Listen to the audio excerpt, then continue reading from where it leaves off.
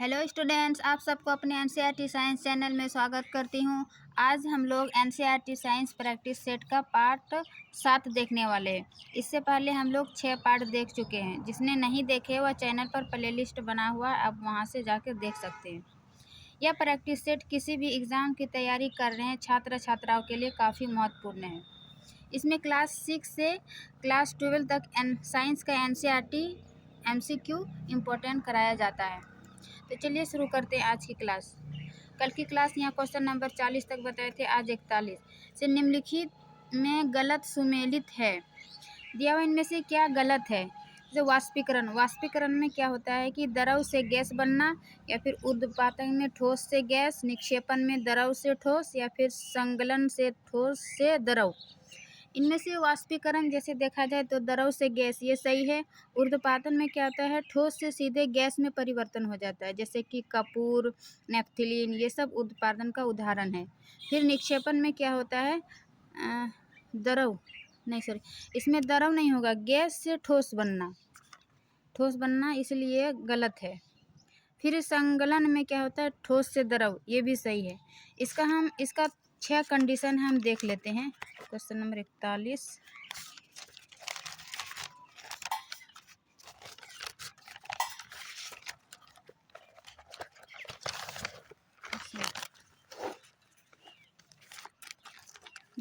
पदार्थ की अवस्था यानी ठोस, द्रव और गैस, ये क्या करते हैं, दाब और तापमान के द्वारा तय होती है। जैसे कि ठोस, द्रव एवं गैस। ठोस से क्या हुआ, ठोस से द्रव बनना, ये क्या कहलाता है, संगलन। ठोस से द्रव बनना, संगलन। फिर वही द्रव से ठोस बनना, ये क्या है, जमना। हर स्थिति में 2 याद रखिएगा। फिर है द्रव से गैस, द्रव से गैस बनना क्या कहलाता है, वाष्पीकरण। और फिर वही गैस से द्रव बनना, ये संघनन, जैसे कि वर्षा वगैरह होती है संघनन के कारण। फिर है गैस से ठोस बनना, ये क्या होता है, निक्षेपण। और यहाँ पर क्वेश्चन में आपका दिया हुआ था द्रव से ठोस बनना, द्रव से ठोस बनना नहीं, गैस से ठोस बनना, ये क्या कहलाता है, निक्षेपण। तो इस प्रकार ये सी नंबर सही गलत हुआ। और फिर ठोस से सीधे गैस में बनना, ये ऊर्ध्वपातन कहलाया। तो ये 6 कंडीशन याद रखिएगा, ठोस, द्रव और गैस से। ठीक। फिर है क्वेश्चन नंबर 42। निम्नलिखित में सही सुमेलित नहीं है। इनमें से कौन सा सही सुमेलित नहीं है, वही पूछा है। विलयन और विलय दिया हुआ है। विलयन में क्या होता है, विलयन में विलय प्लस विलायक, विलय प्लस विलायक मिलकर क्या बनता है, विलयन। विलय में क्या होता है, सबसे कम मात्रा में जो पाया जाता है वो विलय, और अधिक मात्रा में पाया जाता है वो विलायक कहलाता है। जैसे कि चीनी एवं जल, चीनी एवं जल में सबसे कम मात्रा में क्या हुआ, चीनी, तो ये विलय यानी ये सही है, और जल हो जाएगा विलायक। उसी प्रकार आयोडीन एवं एल्कोहल में क्या होता है, विलय पदार्थ आयोडीन। आयोडीन एवं एल्कोहल के विलयन को टिंचर आयोडीन के नाम से भी जाना जाता है। इसमें आयोडीन विलय कहलाया। फिर है वात युक्त पेय, जैसे कोक, इसमें विलय क्या है, कार्बन डाइऑक्साइड। वात युक्त पेय जैसे सोडा, जल, कोक इत्यादि में क्या होता है, कार्बन डाइऑक्साइड विलय के रूप में पाया जाता है। फिर वायु में गैस का विलयन, वायु में गैस का विलयन मुख्यतः 2 घटकों से, ऑक्सीजन और नाइट्रोजन। तो ऑक्सीजन 21% हुआ और नाइट्रोजन 78%। तो 78% नाइट्रोजन ये अधिक हुआ, विलायक हो जाएगा। इस प्रकार से यहाँ विलय पूछ रहा है, तो मतलब ऑक्सीजन इसका आंसर होना चाहिए। सही सुमेलित नहीं है, तो इसका आंसर डी हो जाएगा। नेक्स्ट चलते हैं, क्वेश्चन नंबर 43। नीचे 2 कथन दिए गए हैं, जिनमें से एक को कथन ए एवं दूसरे को कारण आर कहा गया है। जैसे पीतल, कॉपर एवं जिंक का मिश्रण होता है। पीतल क्या होता है, कॉपर एवं जिंक का मिश्रण, ये सही है। फिर है मिश्र धातु, धातुओं के विषमांगी मिश्रण होते। मिश्र धातु, धातुओं के विषमांगी मिश्रण नहीं होते, बल्कि समांगी मिश्रण होते। इनमें से एक धातु और एक अधातु का मिश्रण होना चाहिए। फिर पीतल क्या है, कॉपर 70%, और ये भी क्वेश्चन पूछा जा सकता है। पीतल में कॉपर 70% और जिंक 30% पाया जाता है। इस प्रकार इसका कथन ए सही होगा, परंतु आर गलत होगा। कथन ए सत्य है, परंतु आर असत्य है। इसका आंसर सी हो जाएगा, क्योंकि यहाँ विषमांगी दिया हुआ है लेकिन यहाँ समांगी मिश्रण होगा। ठीक।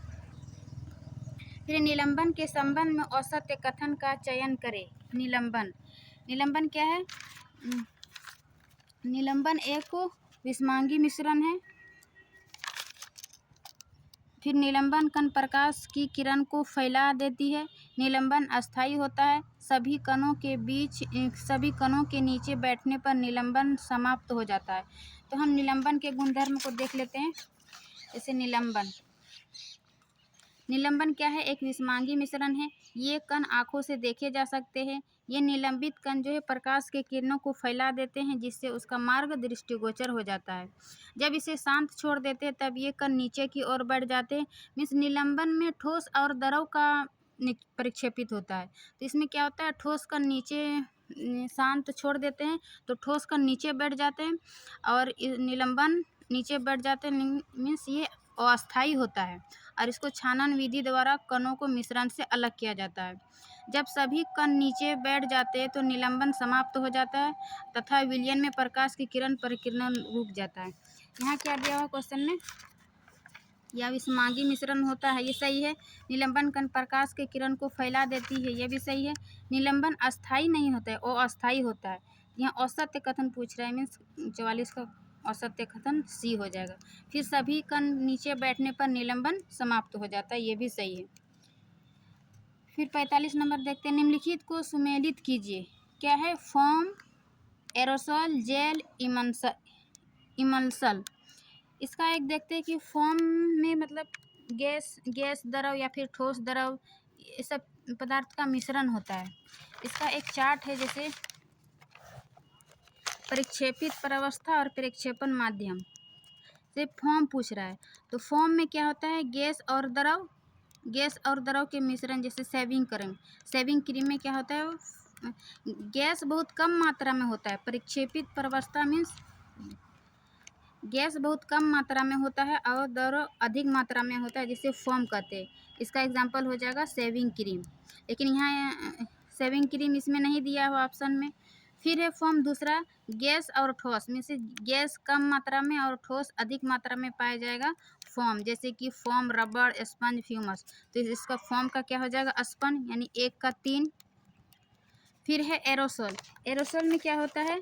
द्रव और गैस और ठोस और गैस का मिश्रण होता है। तो द्रव और गैस में कोहरा, बादल और कुहासा।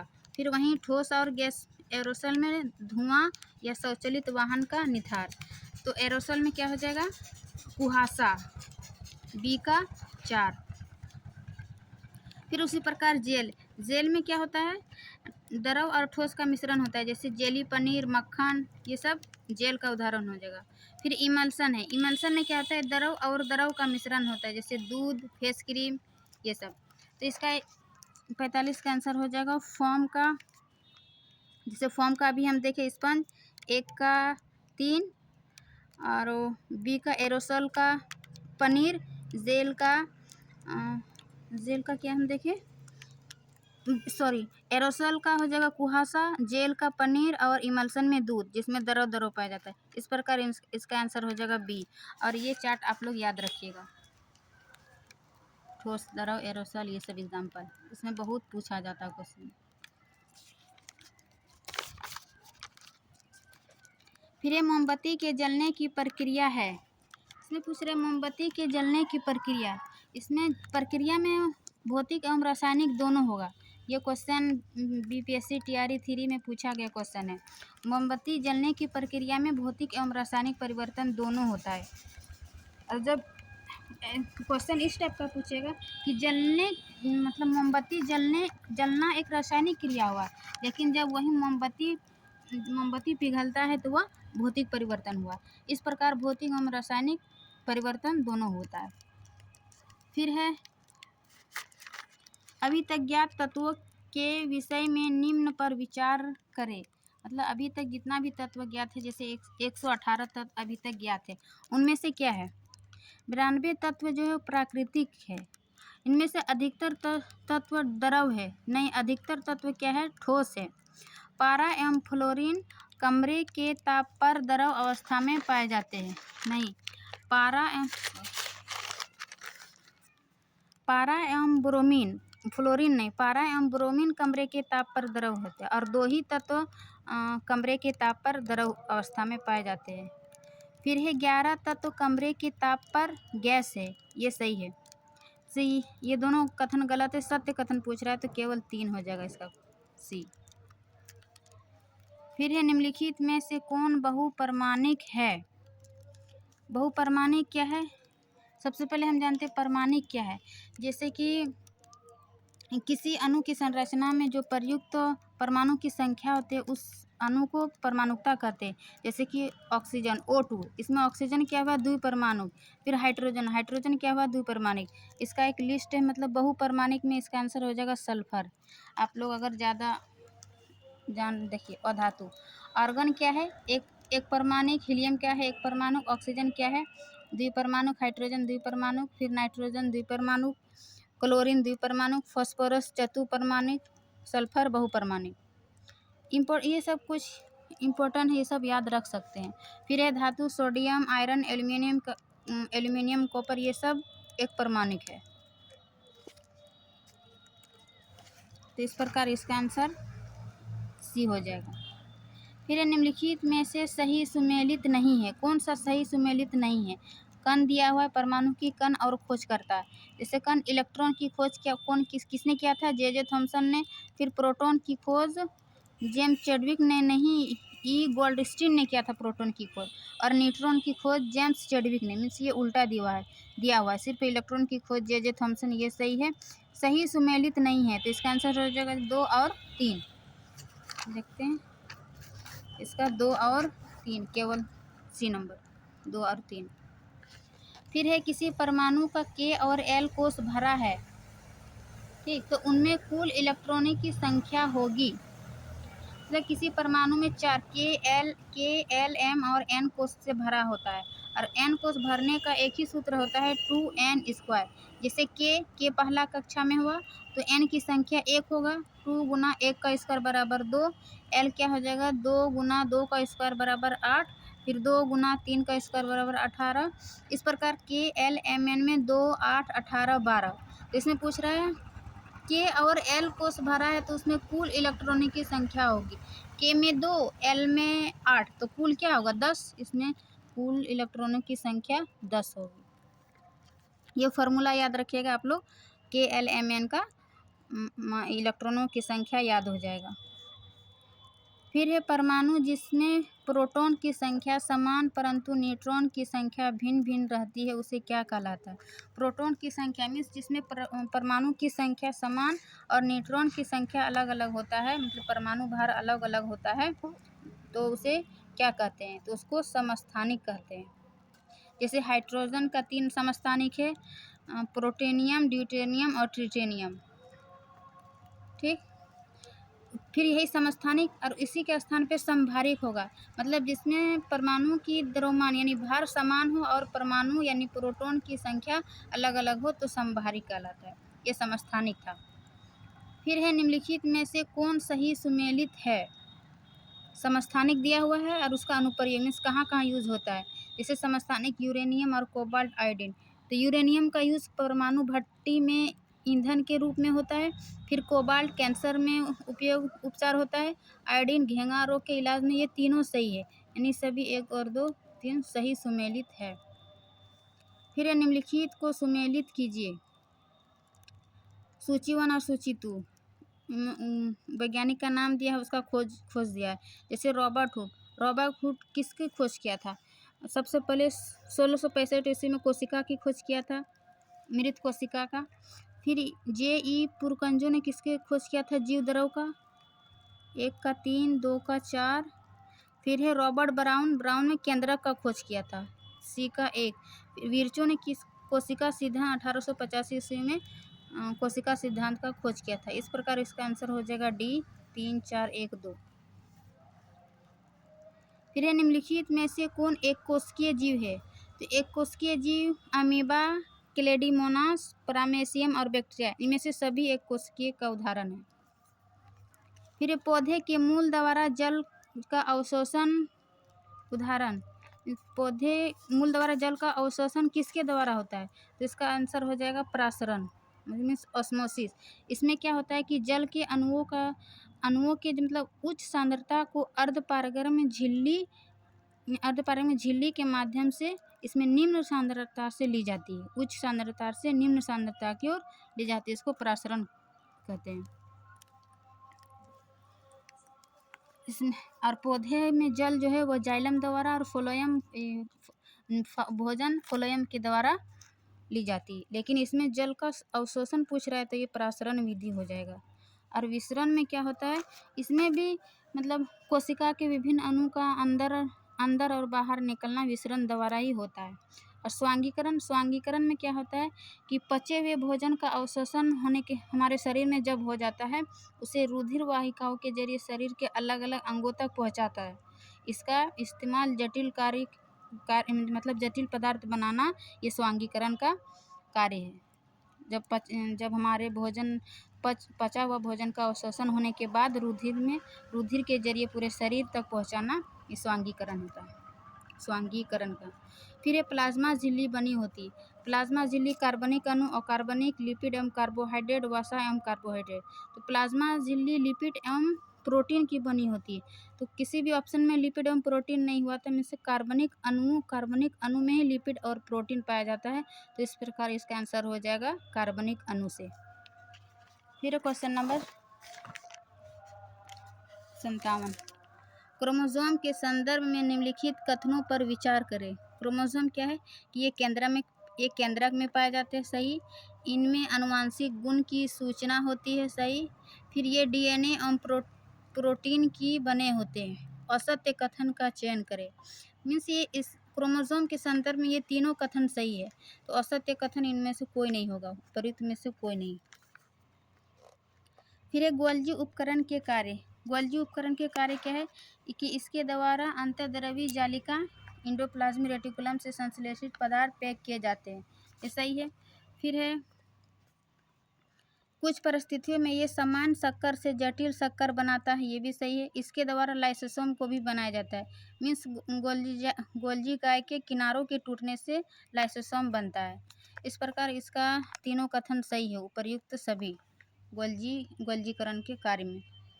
फिर निम्नलिखित को सुमेलित करें। क्या है, लाइसोसोम किसको कहते हैं? लाइसोसोम को क्या कहते हैं? मीन्स आत्मघाती की थैली, यानी 1 का 3। फिर माइटोकॉन्ड्रिया कोशिका का ऊर्जाघर। प्लास्टिड केवल पादप कोशिका में उपस्थित होता है। फिर गोल्जी उपकरण, जो अभी पता है कि गोल्जी के किनारों के टूटने से लाइसोसोम का निर्माण होता है। तो इस प्रकार इसका आंसर हो जाएगा 59 का 3 नंबर। लाइसोसोम आत्मघाती थैली क्यों कहा जाता है कि जब इसका कोशिका क्षतिग्रस्त या मृत हो जाती है तो लाइसोसोम फट जाती है, और इसके पाचन से इसका एंजाइम जो है स्वयं कोशिका को पाचित करने लगते हैं, इसलिए इसको आत्मघाती की थैली कहा जाता है। फिर माइटोकॉन्ड्रिया को ऊर्जा का गिरह कहा जाता है। इसमें दोहरी झिल्ली पाई जाती है। प्लास्टिड केवल पादप में पाई जाती है। प्लास्टिक 2 प्रकार के होता है, क्रोमोप्लास्ट और ल्यूकोप्लास्ट। क्रोमोप्लास्ट में क्या होता है, रंगीन मतलब क्लोरोप्लास्ट में रंगीन होता है और ल्यूकोप्लास्ट में रंगहीन होता है। फिर गोल्जी उपकरण को लाइसोसोम का निर्माण करता है। इस प्रकार इसका आंसर सी हो जाएगा। फिर आज के क्लास का लास्ट है, निम्न में से किसमें अपना डीएनए एवं राइबोसोम होता है? मीन्स कोशिका के केंद्रक में तो डीएनए होता ही है, लेकिन उसके अलावा किसमें पाया जाता है? तो माइटोकॉन्ड्रिया और प्लास्टिड। यदि प्लास्टिड नहीं होता तो क्लोरोप्लास्ट,